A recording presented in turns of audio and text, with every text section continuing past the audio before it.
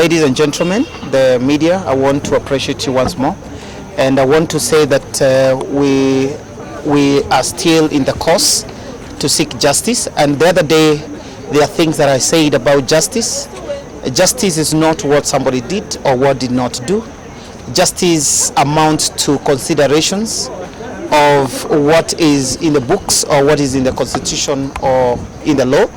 And it's also justice looks at circumstances at which something happened or something is supposed to happen. And I want to also say that the reasons why for those that goes to church or goes to the believers, they say that God is a just God and everybody will appear before God. It doesn't mean, and at times you've heard people say that everybody has sinned against God, and now does that mean everybody is judged? Of course not. Everybody will appear before God for judgment, and that means that not that you've not committed anything, but just it requires consideration of balance of event and consideration of circumstances at which you committed whatever you committed. And I want to say that I've been following very closely on the events of the things that are happening in the media today or whatever is happening in this country. And as a young person in this country, as a young leader coming in this country, it is very, very important for us to follow very closely, because I'm actually seeing the need for us to do a referendum so that we have a constitution that is very clear, a constitution that protects even the seat of the deputy president, for example, because we cannot have a deputy president who is working at the expense of his boss. Because what I understand is that 2010 constitution, we actually had to eliminate the VP to DP, considering that we will want to have a deputy president who is elected by the people. But what we are seeing today, we are still having a deputy president who is a nominee or somebody who is just nominated by by his boss. So, ladies and gentlemen, I think it is important for us to actually come out and see the things that favors us as a country. And again, let us, the rule of the law, take its course, because we have under a lot of problem. And I want to call the things that I've seen in court today, for example. If there's any procedure that was done when deputy president was getting impeached, it is okay for someone to admit and say that this happened and this should happen at the same time. And I want to also call the Kenyan people. Can we begin to push for the reconstitution of IEBC?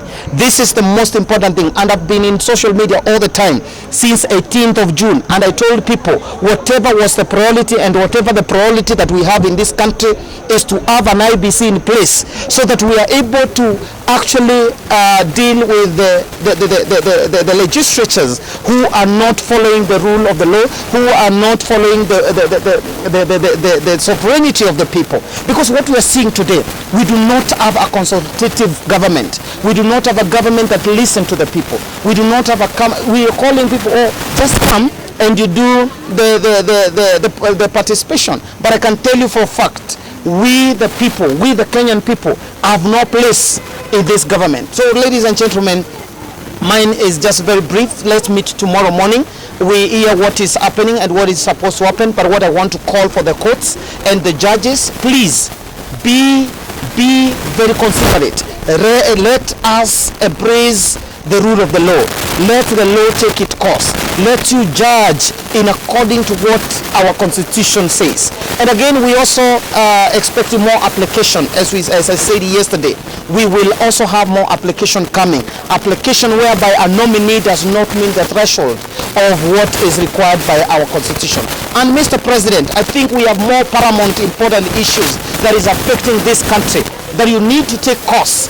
People and Kenyans are all making noise, and we are here crying because of Shah, Shiv, and even Adani taking our airports, not just one airport, all the airports. And my question is, you entered into a contract of 30 years for these Kenyans, and I want to say it is about our kids will have to pay the cost of what you did without the consultation of Kenyans. And I want to tell Kenyans, it is time for us to say enough is enough. And if it is about Adani, if we are going up to 2027 for election, he will have to have 3 years. And the contract that he signed, it was contract between him and the Mr. Dr. William Ruto.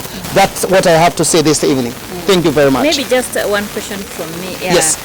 Do you think, suppose the court rules in favor of the government, right, what do you think will happen?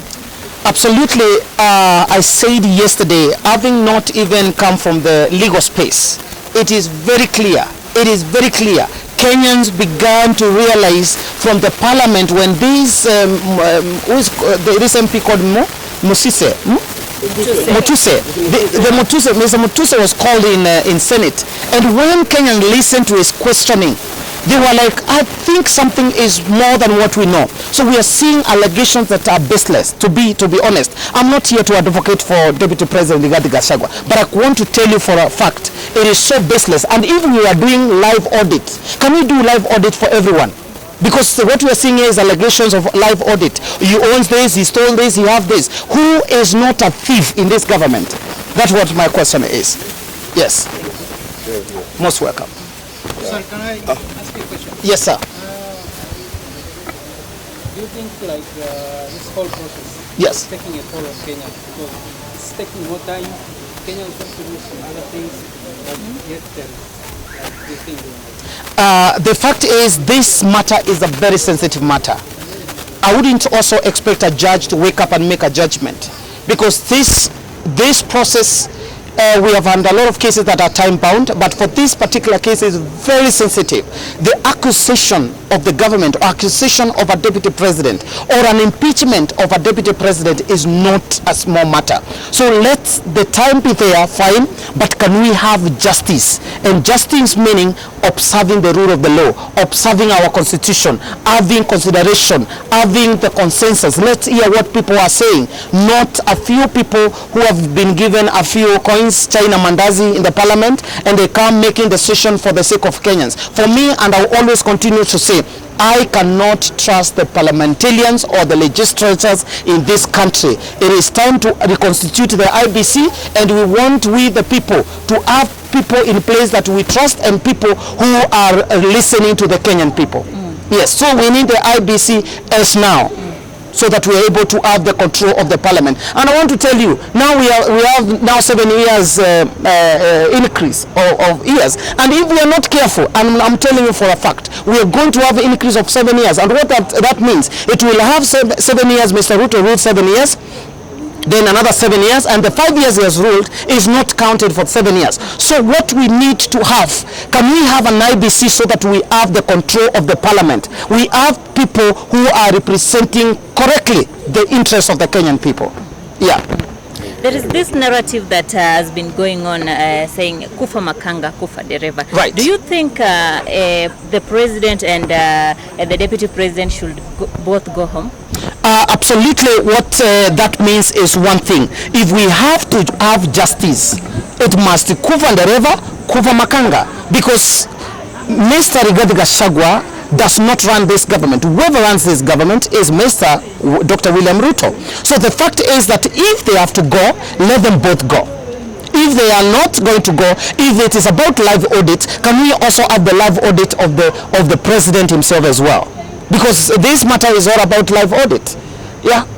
And who in this country does not speak tribal? We have and Wetangula, we have and Modavadi, we have them saying that we brought lawyers, this is what we want from the government. Who in this country does not talk in reference to their tribe? And then again, I said the other day, being tribal is a doing word, is something that you're doing. If you check the parastatus today, in this government today, the parastatus is full of people coming from one side. What does that tell you? That is what we call tribal. Speaking about where I come from as a lawyer, coming from Kamba, coming from Kikuyu, coming from, is not tribal. Is giving my identity or protecting my identity as a Kenyan. But when I begin to act or to have actions insinuating of where I come from, then I become tribal. So we should differentiate between a noun, and this other one is called what? An adjective. The doing word. Yes. Yes. Thank you. Karibu sana. So in case I particularly cannot in the way my brother has just added, I am also a layman in legal. But if you see what is happening in our country, it's quite contrary to what's supposed to be done. If you look actually in the way things are, like my brother, I can ask him now. You say actually impeachment. You have been impeached. How do you undo impeachment? Impeachment to unimpeached. It's a technical kind of substance which can actually, even if they say the courts, it's not all that good. What I would like actually to be done to respect the media. And also this information which is being given to the Gen Zs who were abducted, who were killed innocently. The done a case in the way it has been said earlier. The banding of the university money. Actually, the whole issue in the way it is when we talk about Makanga and the driver should go together. If I was brother regarding Gachagua honorable, he was not to go about it actually going to it in the hospital. He was not to go it actually bring it to the judiciary. He was to go to the people. He was to resign, go to the people and say, I done a case, abduction, eviction, and these are the issues. When I stand here and seeing things which the way we are moving, the way my brother said, people are written mandasi. Even actually when you see our lawyers here, I'm not a lawyer. They are just taking things which are not there. They are taking actually the 50 million people for granted, which is not very good. Right. And when you look into the law, it is actually very fragile. You can't actually say, but the Constitution of Kenya 2010 is under question and actually to assist the people of Kenya. So, like now, the last government, if I can recall, I come from Kis Islands, Nyamira County. My brother Frederick Okenye Matiang'i was the president and he was the deputy president. I still were running up and down, President Uhuru Muigai and Dr. William Samoei Ruto. Right now, the person who is in the government actually is a small spoken person, Professor Kithure Kindiki, because he's actually the CS of internal security. So Kenya has got there's no vacuum for after that this one will happen, this will not happen. Even also this gentleman is given precedence, can he not govern? Even that gentleman can govern. It's not a matter to give it to somebody. I like this chances who says they don't have a tribe. But actually let God his hand prevail in this issue. And actually we get a country which is running and let them, the majority who are suffering also feel the cake of Kenya. Let not the people who are in just me actually have got the people running up and down saying actually we have not been actually handled in such a way. Just in the corridors here. Yesterday I was here, the previous day I was here. And what I'm seeing going on around, let us not actually just affirm ourselves that actually this is what is there. But what is there, let's talk about the Constitution. In the way the judges who actually govern today said actually that it was correct, it was done, and that's where we are. In any case, if I was to ask, the judges who are handling the case today, who constituted if Madam Kaome Martha is not around, Martha Kaome decided to run away from Kenya because she knew she comes from Central, she comes from the other side, and she had to leave the place vacant. And actually now the debut has to take the office in the way about the Constitution. So I cannot see anything which is wrong with it. Let us talk because you talk and go like the frogs which actually make a lot of crawling in the water. The cow comes, drinks water and it goes, and the following morning it becomes there. That's all. Kenya is a constituted country. Kenya is sovereign. Kenya is a peace-loving country. We want these people to come down and swallow their pride to allow the Kenyans live a decent life. That's what I can say. Don't misquote me. Thank you. Thank you so much. Like the security of the deputy president is also a major concern.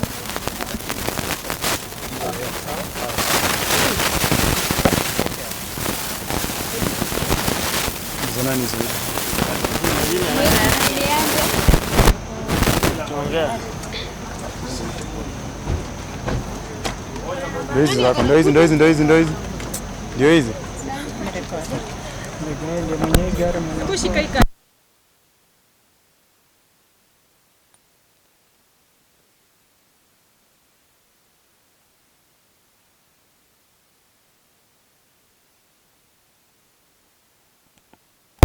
Ni sawa hii tungemalizana na yeye.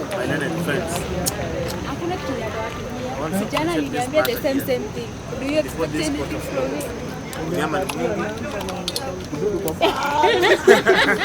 Ati kama nipe namba yake. Hajakwambia. Mimi na Sara naye hakuna kitu naweza sema. Tutamtumia post kwa Facebook yake. Wenyewe unaongea hivyo. Ni kweli? Shika Sara. Tutamtumia video ya post kwa nini yake. Salama. Ajiposti. Nipe nini yangu. Sio yule ameingia na yako gani? Ando liongea simu.